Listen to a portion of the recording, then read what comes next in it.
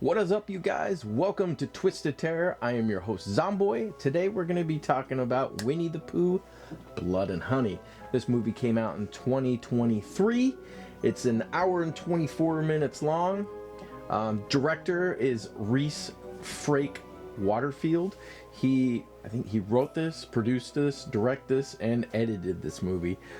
His credentials: he did this Winnie the Pooh, did Winnie the Pooh 2, and I think he's doing the new Peter Pan horror movie as well. So I went into this movie with pretty low expectations, but we're gonna jump right into it. So this movie starts off with Christopher Robins. He's taking his, I'm not sure, fiance or wife. He calls her soon to be, and then later on he calls her his wife. But basically, he was friends with Pooh and Piglet. He's explaining all the friends, his whole childhood. The story in the beginning says how they hung out all the time. He fed them. I promised to always be there, and then he went away to college. Fast forward 5 years, Christopher Robins has returned to the 100-acre wood, and he brings his fiance or wife with him, who is there to support him because she does not believe Pooh exists. Lots of people have imaginary friends as children. And not imaginary, man. And she wants to be there because she thinks when he gets there, there's not going to be anything. So they're hiking for hours out in the woods. They finally find what looks like almost the abandoned remains of where they used to hang out. They go inside the house, and everything's super creepy and dilapidated, and they end up, when they hear a noise, hiding. They end up hiding all the way till night because Pooh comes in and crawls in bed. They sneak outside. They get attacked. She ends up getting killed by Piglet. Piglet chokes her with a big chain until she dies. And then Christopher Robins gets taken hostage by the two.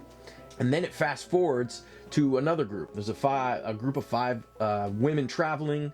They're basically traveling to a house to go unwind for a weekend. It sounds like a cabin that they rented out in the woods. They get out to the woods. You realize there's a sixth friend on the way. She's traveling separate, and behind them, the girls get to the house and unwind and start unpacking. Clips back to the other woman traveling, and she basically gets lost and is trying to get a hold of her friends, but they don't have their cell phones, and she gets chased by Winnie the Pooh. Where does she go? Where is the best place she can think about hiding? Behind a wood chipper. That kind of telegraphs what's going to happen. But first you realize Winnie the Pooh is kind of a pervert, because first thing Pooh does when he catches her, he tears her shirt off. Wasn't quite sure what to think about that one. Apparently Pooh's a pervert. And then proceeds to put her in the wood chipper. So she's quickly dispatched. Cuts back to her friends. They're partying. One's in the hot tub. You got Pooh's dragging this lady's, basically half her body, around the woods, and he hears the noise. The girls at the cabin.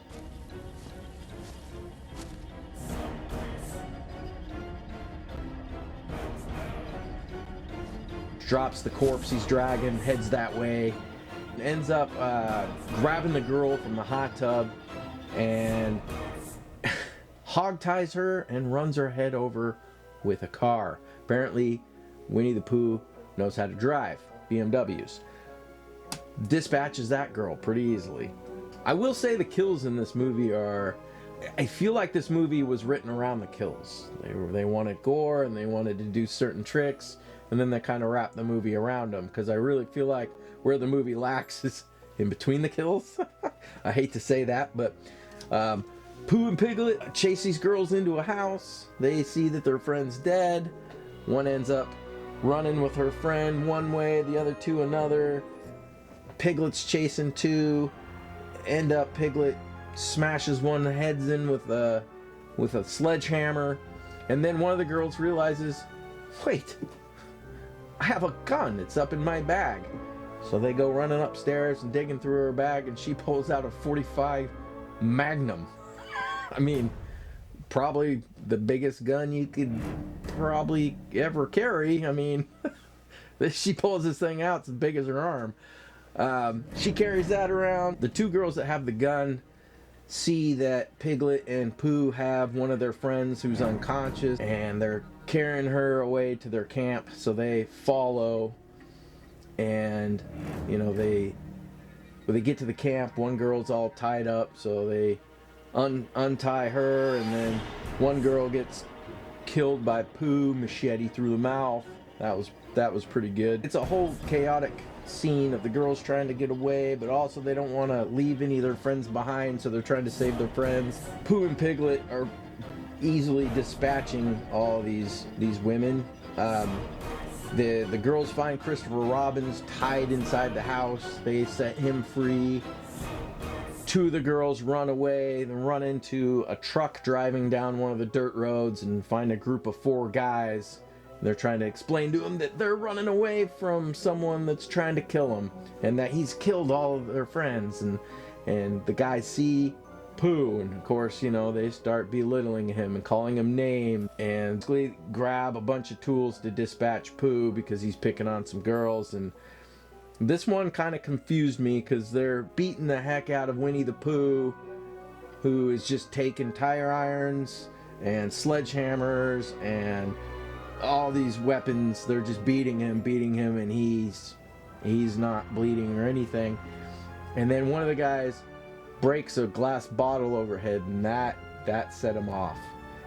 And this where it got confusing, because he was about the same size as the guys, but after he gets hit in the head, the camera pans back and Pooh's like at least 5 feet taller than the guys now. So somehow he grew. I wasn't quite sure what that meant, and ends up dispatching all the guys pretty easily. Pooh kills one of the girls. You got one girl left. Pooh's just about to kill her, and here comes Christopher Robin in another truck and smashes right into Pooh between his truck and another truck. And thank goodness the girl moved, otherwise he would have just plowed right into her as well. So he was about to get a double homicide with that one. Surprisingly enough, the girl's fine. They're dragged away. Pooh gets up and moves the vehicles because he's super strong. And Christopher Robin is begging for Pooh to stop. Pooh says it's too late and slits her throat. And Christopher Robin runs into the woods. And that's the end of the movie. So I mean, the kills were great in this one. Let me grab my list real quick. Here's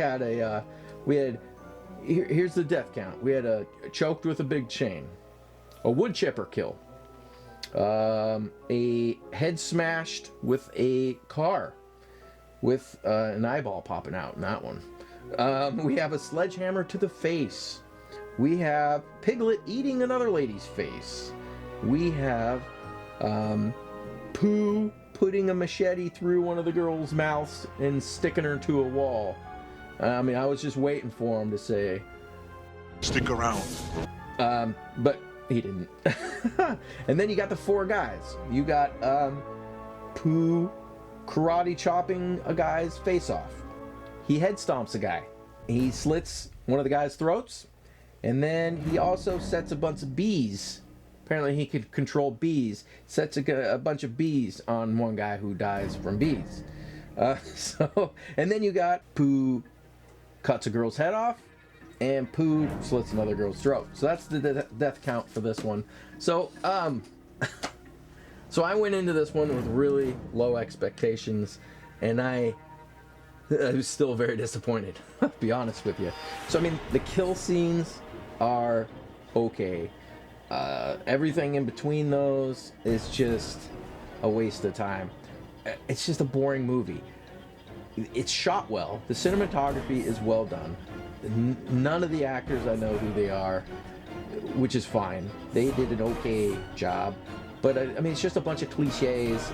We gotta have some boobs in this movie, so Pooh's gotta tear a girl's shirt off. Does absolutely nothing for the story whatsoever.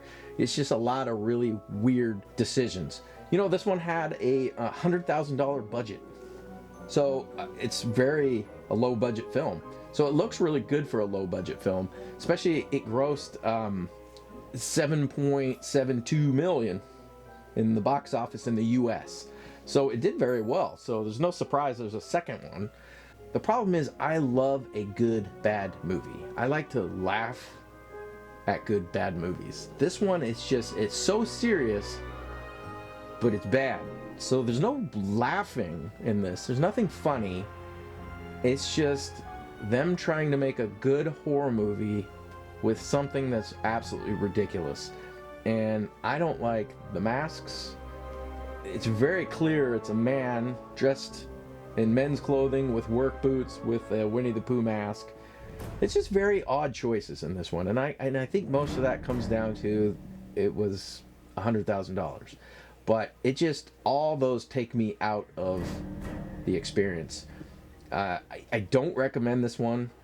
I don't plan on seeing the next one. I haven't even seen a trailer for the next one because this one really left me a really bad taste in my mouth.